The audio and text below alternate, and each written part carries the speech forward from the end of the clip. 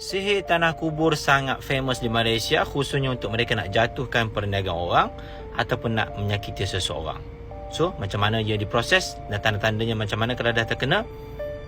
Follow, save dan repost video ni kerana kita nak share pengalaman dan cara nak atasi sihir tanah kubur. Boleh?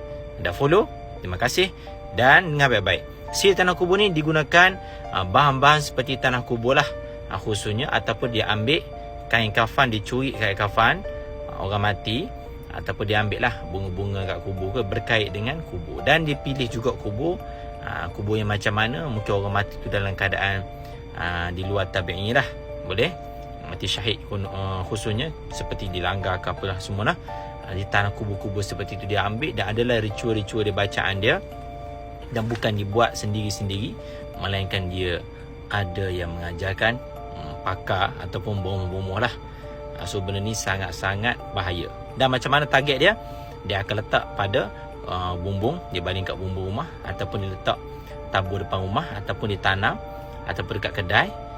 Apa ciri-ciri dah terkena benda ni?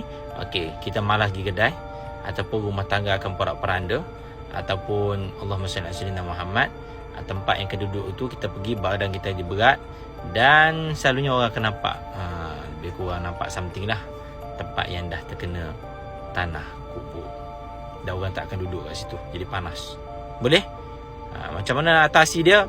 Okey, saya akan buat video part 2, komen part 2. Saya akan buat lagi satu video untuk atasi sihir tanah kubur. So jangan biarkan hidup anda dibelenggu dengan misteri. Fahami dan atasi dia dengan ilmu. Boleh? Follow saya, Syafiq Mujahid, Usaha Rata Idrus. Selawat sampai jumpa Nabi. Bye-bye.